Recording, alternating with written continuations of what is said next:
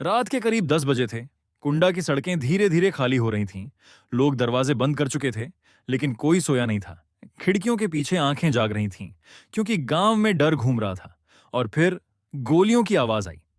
उस रात सिर्फ गोलियां नहीं चली थीं। उस रात उत्तर प्रदेश का सबसे बड़ा सवाल पैदा हुआ था। अगर एक पुलिस अफसर सुरक्षित नहीं, तो आम आदमी की औकात क्या है? 2 मार्च 2013। बलीपुर गांव में प्रधान नन्हे यादव की हत्या होती है। गांव में तनाव फैलता है, भीड़ बढ़ती है, चीखें सुनाई देने लगती हैं। हालात संभालने पहुंचते हैं एक युवा पुलिस अफसर, सीओ जियाउल हक। उन्हें अंदाजा भी नहीं था कि कुछ घंटों बाद उनका नाम सिर्फ खबर नहीं, रहस्य बन जाएगा। रात बढ़ती गई, गांव में अफरा तफरी फैल गई। फिर अचानक खबर आती है, सीओ साहब गायब हैं। और थोड़ी देर बाद सड़क पर उनकी लाश मिलती है, शरीर गोलियों से छलनी। सरकारी गाड़ी आग में जल रही थी। और सबसे डरावनी बात, इतनी पुलिस होने के बावजूद वो अफसर अकेला पड़ गया था। सरकार ने कहा गुस्साई भीड़ का हमला था, लेकिन लोगों को कहानी अधूरी लगी, क्योंकि सवाल बहुत थे। अगर भीड़ थी तो पुलिस टीम कहां थी? इतनी गोलियां किसने चलाई? और आखिर उस रात कुंडा में ऐसा क्या हुआ जिसे लोग खुलकर बोलने से डरने लगे? यहीं से सामने आता है एक नाम, रघुराज प्रताप सिंह, यानी राजा भैया।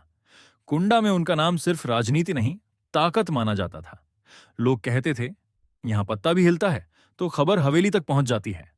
समर्थकों के लिए वो मदद करने वाले नेता थे, लेकिन विरोधियों के लिए कुंडा डर का दूसरा नाम बन चुका था। दिन में बाजार सामान्य दिखते थे, चाय की दुकानों पर बहस होती थी, बच्चे खेलते थे। लेकिन रात होते ही माहौल बदल जाता। तालाबों के पास सन्नाटा जम जाता, और गांव में धीमी आवाज में कहानियां घूमती, गायब लोगों की, पुराने झगड़ों की, और उन राजों की जिन पर कोई खुलकर बात नहीं करता था। सीओ जियाउल हक की पत्नी परवीन आजाद ने खुलेआम बड़े नामों पर आरोप लगाए। मामला इतना बढ़ा कि जांच सीबीआई तक पहुंची। पूरे देश की नजर कुंडा पर टिक गई। सालों तक जांच चली, गवाह बदले, बयान बदले, और आखिरकार अदालत ने 10 लोगों को उम्र कैद की सजा सुनाई। लेकिन राजा भैया को क्लीन चिट मिल गई।